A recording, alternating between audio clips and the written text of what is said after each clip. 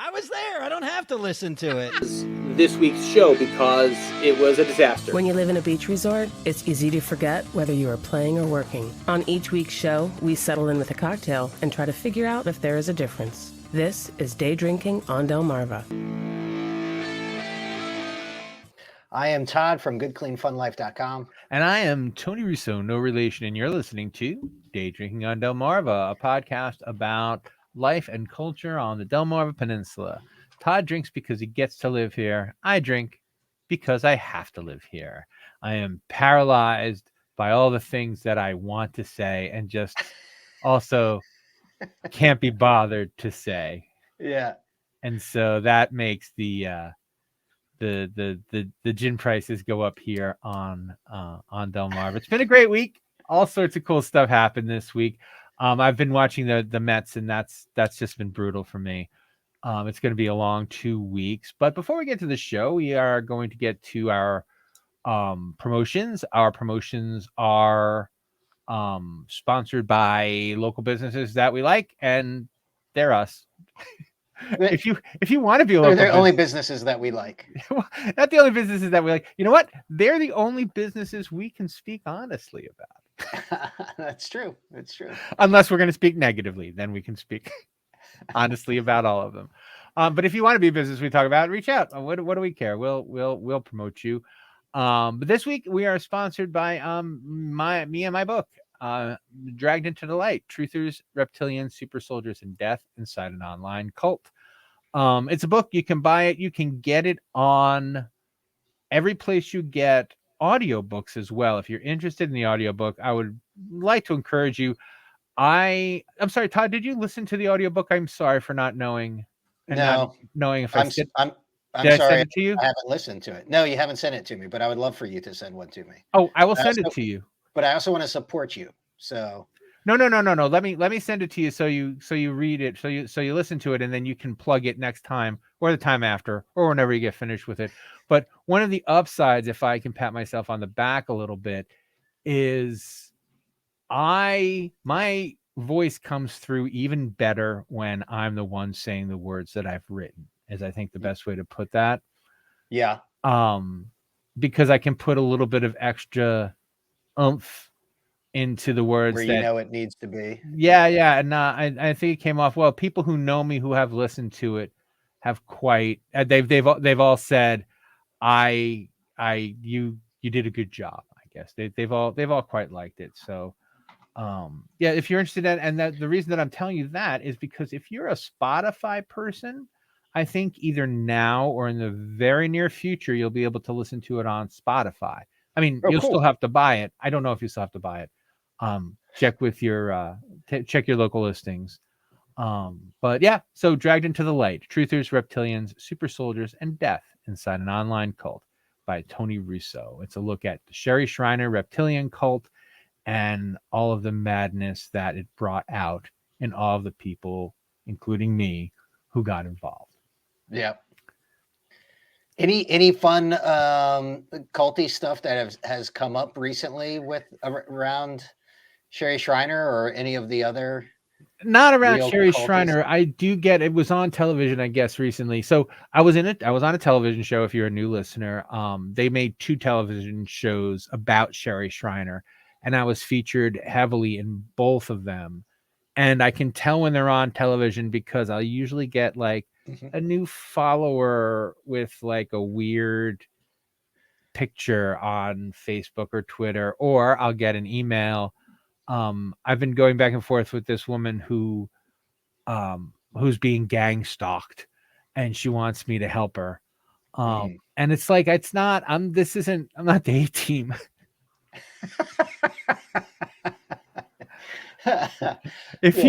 If you quack squad of commandos, if you need help and nobody else can help, neither can I. If you have a problem and nobody else can help, don't call me, because I can't. I mean, I can write about it, but at this point, people just want me to like, hey, yeah, you should make a book out of my story. I'm like, and then what? And then what do we do after I make a book out of your story? Yeah. So it's depressing. I'm actually going through a mild depressive bout because of a couple of insights that I've had about writing lately. But I don't want to talk about that. It's just depressing. Each week, we also talk about one cool thing that happened to us because we lived here or because we work here. We call it One Cool Thing. And I'm going to give Todd a chance to talk for a second and have a sip of my coffee. We're sponsored by our drinks. My drink is coffee. My drink is bourbon. I wonder if it's a good sign or a bad sign that I drink bourbon out of the same glass, and now it's starting to get discolored around. I wash it, but I'm the only one who uses it, and pretty much exclusively for bourbon. So I feel like that's the cigarette stain on, Right, yeah. on my fingers or something. I'll be back off the wagon, by the way, for next week. This is my last week babysitting in the middle of the day on Wednesday. That's quite all right. We don't judge, although it is day drinking on Delmarva. It's not a requirement, right? Yeah, but it's a good reason. It's a nice excuse. I gotta be honest. Yeah. So my one cool thing actually goes back. We missed last week, but I feel that it's worth mentioning. They had the end of season party up in Dewey Beach. This is a party that's thrown by the Dewey Business Partnership that basically is a thank you to the townsfolk, the property owners. It started as, just basically some hamburgers and hot dogs and a few beers on the beach with a little live music for the people who live in Dewey Beach or own property in Dewey Beach, because it goes from 0 to 1,000 there. In fact, Natalie and I recently had a conversation about how difficult it might be to live there, because this time of year is so amazing. It's quiet, it's beautiful weather, the beach is right there, the bay is right there. There's still, a lot of access to great restaurants and stuff like that. And then summertime is what summertime is, and it's mayhem and fun and chaos in a delightful way. And that is a transition that's probably not easy to make all the time, Yeah, I grew up in a beach town before it became popular. It's actually only become popular since Sandy in the last 10 years or so. Mm-hmm. There is and you know what? And I was a kid. I don't think that I would take a house in Dewey Beach to live in all year for free. Yeah. I don't think. I mean, I would. I mean, maybe I would lease it out in the summertime, but I mean, I don't have the constitution for that as it is. Yeah. I've been touristed out since my 6th year at the Bayside Gazette. Yes. I've burned out on being nice about the beach in general. So maybe I'm not the guy to ask about that. It can be, and you know what it is, and we've talked about this, and we actually used to have a feature, like a how can you tell a tourist feature? I don't know if you recall when we did that. And one of the difficulties dealing with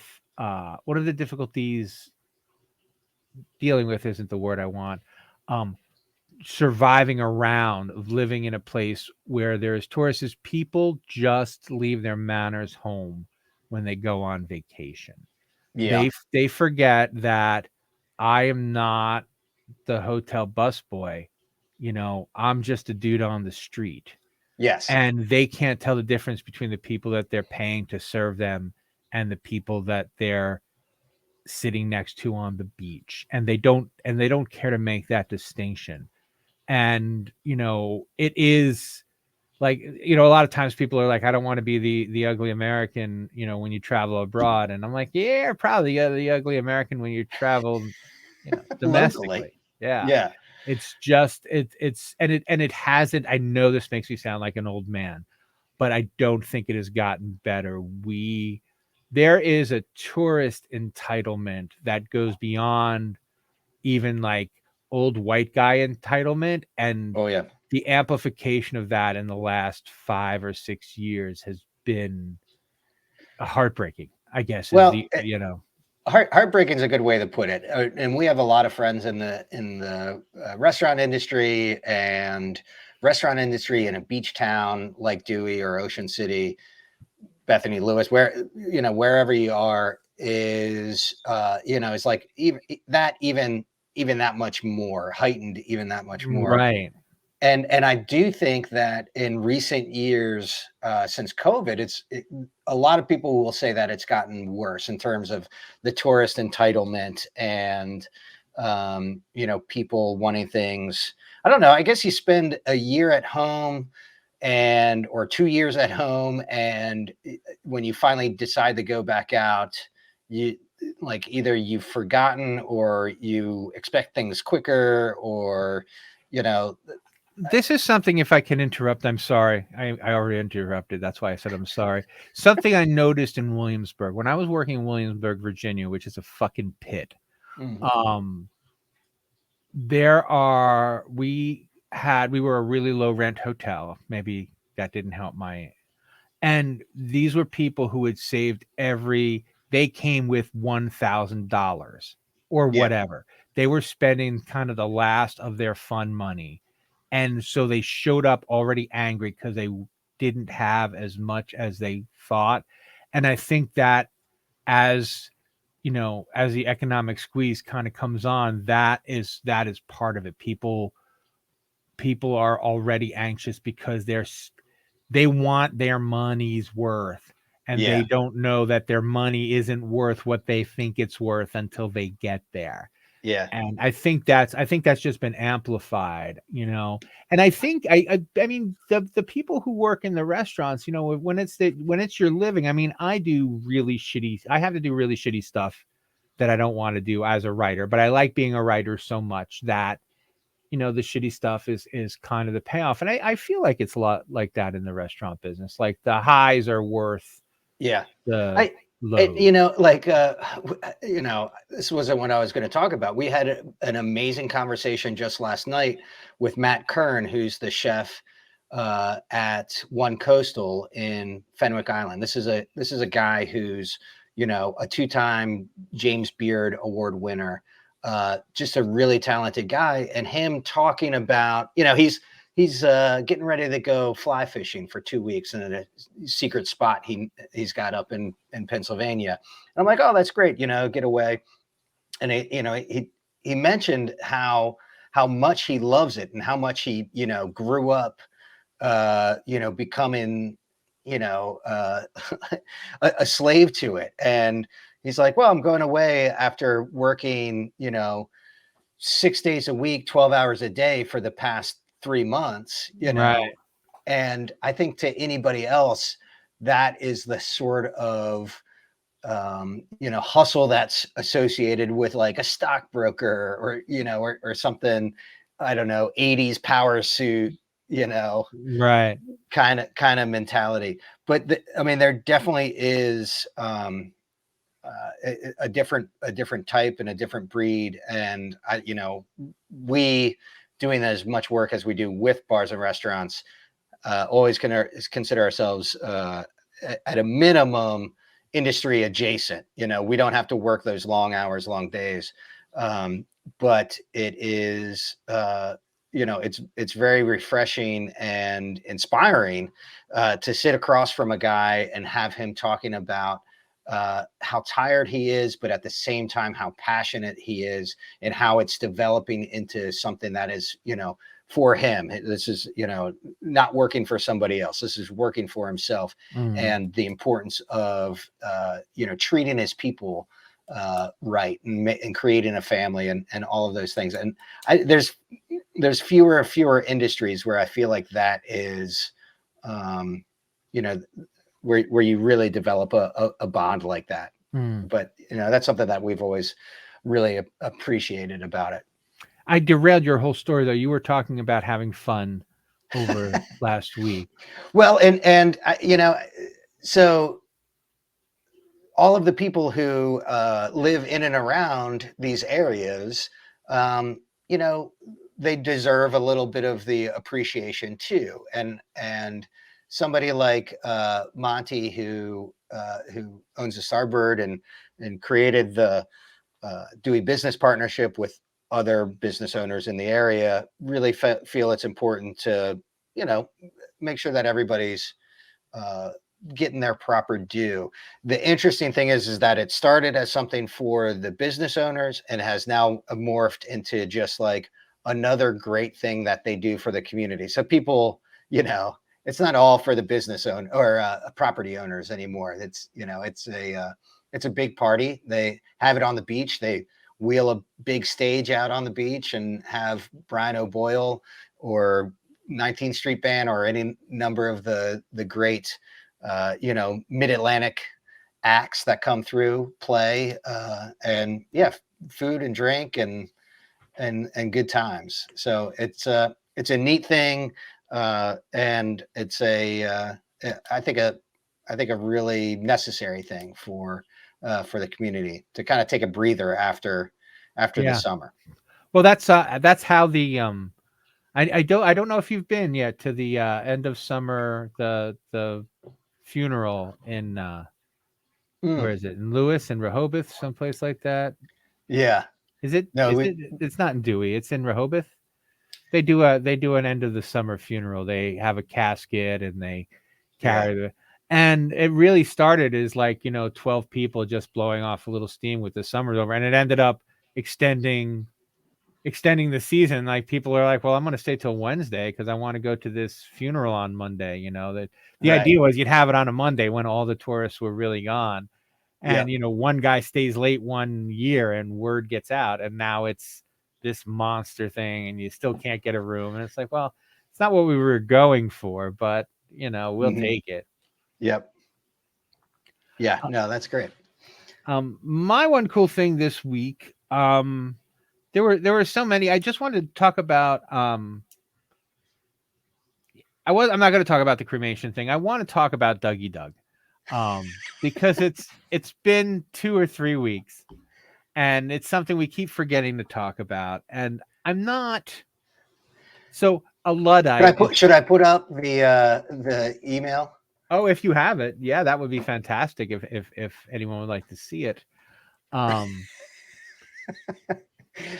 email reads that I got from you on Monday at 6:50 a.m. Back at September 12th, and the email reads: "Breaking news! I just discovered that Dougie Fresh is a black dude and not one of the Beastie Boys." I don't know who would appreciate this information more. And pre-show, back when this first came up, I had mentioned that both Natalie and I got a real good chuckle on that Monday morning. That set us off for the whole week, just well. And it was so strange because I've never really paid attention to pop music, even when Dougie Fresh and the Beastie Boys were popular. Were they at least popular at the same time? Dougie Fresh was a bit before Beastie Boys. Okay. As my recollection. That's fine. Yeah. And I'm not a Luddite. I'm not like, I don't want new stuff. I'm not like anti-technology or anything like that. It's just that the rap movement passed me by. It didn't appeal to me, and it didn't appeal to me for like pretty particular, and I swear to God, not racist reasons. First of all, the music didn't appeal to me. Maybe because I'm too white. But then there was this surge in popularity where also all of my little, and really, we are talking about the 1980s, so little white friends were just, crazy about this music. And it was like, when I listened to heavy metal, I didn't listen to it because it bothered my parents. I was never one of those kids who like, I'm going to listen to this to make people uncomfortable. I could make people uncomfortable without using music. I was always pretty good at that. It wasn't a statement. It wasn't a statement. And for a lot of the kids, it seemed to me a lot of the kids were participating in this more because it was a statement than because they genuinely enjoyed the music. As an Yeah. adult, I can tell you that if you listen to any music often enough, you're going to learn to enjoy it. So, Yeah. whether they started and became genuine fans or whether they were genuine fans to begin with is not something that I am qualified to say. What I am qualified to say is it didn't appeal to me, and the lifestyle that my 12 to 16-year-old friends were putting on to go with their newfound appreciation of rap also felt what we would call it today. It really did feel like appropriation. I'm like, you know what? That's not you, and that's not for you, but genuinely in a non-racist way, like you don't know how you look. I know how you look, and it's not good. Yeah. And no one would realize it until 2021 when nobody considered that it was not good at that point. No, lots of people did. I was one of them. But a lot of times, and that's one of the really interesting things about history in general. They're like, nobody knew. Like, no, everybody knew, but the dumb people wouldn't believe. Like one of the, Christopher Columbus. It's Columbus Day coming up soon. He got a bad rap. He continues. He's always gotten a bad rap if you've paid attention. Everybody's like, we worship Christopher Columbus or whatever. I'm like, no, the first thing I learned about Christopher Columbus after hearing that, he discovered that the world was round was like, no, literally everyone knew that the world was round. Like everything, and I learned this in the 5th grade. It's just I paid attention, and they're like, Christopher Columbus was a liar and a thief, and his birthday is October 12th, and I'm like, cool, and so it's very much like that. The idea of, there are people who know, but we don't talk about the people who know because no one was listening to them and everything happened. Yeah. And I'm glad. Go ahead. How much, and I'm just going to throw this out there. Like, how much do you think you're like, is it systemic that, a new urban anything comes up and that like your immediate exposure to it is like negative or steers the conversation? Yes, you think as an individual and you see like, oh, either this isn't for me or this isn't something that I can appreciate. But how much of that was like, again, before appropriation, quote unquote, was such a trigger word, and was there systemic things at play around music at that time that we're also sort of unaware of? Well, I mean, I guess for me, there was also what you would call like legitimately heavy metal, like we were talking about the other week, was kind of transferring into hair metal. So I was going so far away from pop music anyway, that when this came up. But here's something else that's horrible about me, and this could again, I don't believe it counts as racist. I really have come to appreciate when I hear it in cars driving by or when a neighbor's playing it. I don't really play it myself. Actually, I played a little bit of myself. Spanish rap. It's not called Spanish. Whatever. Mexican. Whatever. Like, I think it's like Mexican gangster rap. There's a name for it. I promise you. I don't know. I'm sure. I don't know it offhand. But it's in Spanish. And I can't hear how bad the lyrics are, and so I can enjoy it. So it's a little bit more melodic with the romance language. It's still the beat a bop, beady beep, booty beady beady beep.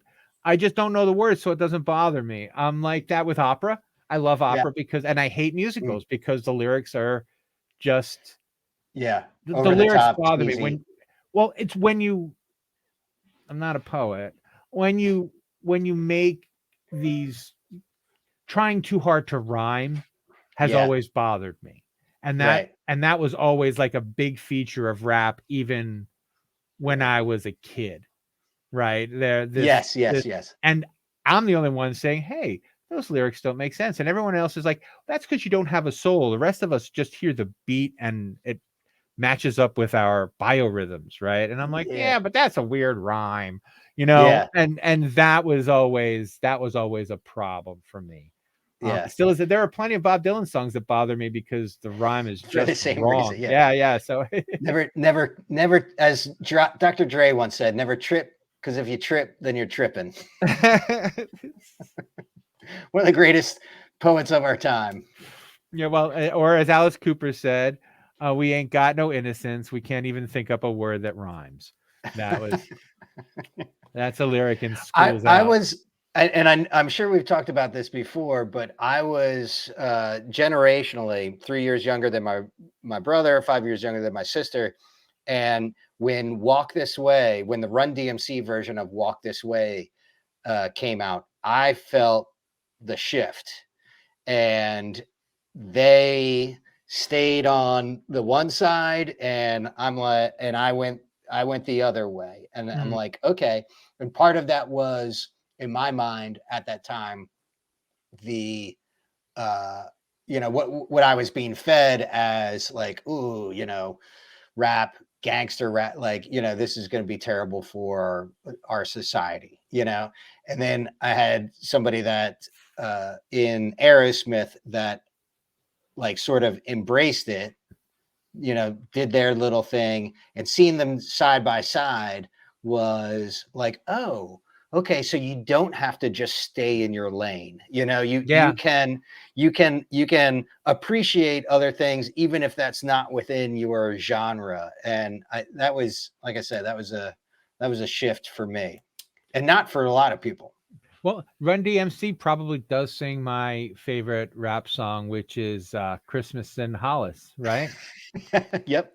Yeah, that is a perfect song. I listen to that every year, and but of course you don't judge Christmas songs on their merits. You're just like, unless they're awful, like the Christmas Shoes one. I hope that guy died of cancer for real. But other than that, how many shows have gone by where you haven't wished somebody death? Oh, it's. I actually have a tweet. I don't know where my phone is. I was looking for it earlier, but I'll be putting it up later as an official tweet. I got a. Listen to me, everyone, and listen very carefully. No matter whether you agree or not politically with someone, when they text you and ask you to opt out if you don't want to continue to be spammed, you know that they are a scumbag who needs to die.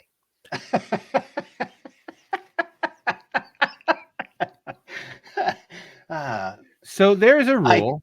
Go ahead. I can't believe the audacity. Well, the thing is that there is a no call list. Yes. And they're like, oh, look, this guy put himself on the do not call list. He probably didn't mean do not text. Yeah. Right? Let's ask him. Hey, do you want to get texts from us asking for money 3-4 times a week? Yeah, you know what I do. Everybody does. Everybody loves to get texts, spam texts from strangers, and if you give money to if you give money to anybody that is trying to make a living as a politician, they are going to use it to spam you, and you kind of deserve to get spams, but I don't deserve to get spammed. I don't give any of these assholes money. And so I want to tag them all in the tweet because we had a little back and forth, and I'm like, I can't believe you guys, because it looked the tweet was Democrat heavy for Wycomico County, or it may have been half and half. But I saw a name that I recognized as a Democratic person, and I'm like, I really would have hoped that Democrats would be better than this, But I guess now I know why you helped to kill the opt-in, because there was a bill that said if you want to text someone, you have to get their permission first, and it failed. Yeah.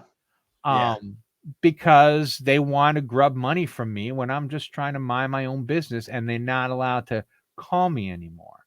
Yeah. And I don't ever opt out. I just text back, I hope you get cancer and die. And I got a response, and they're like, this one is a Republican. And I'm like, all right, well, now I guess I think I said, I guess I stand corrected, spammer. Like, Yeah. I broke into your house and geez, it could use a dusting.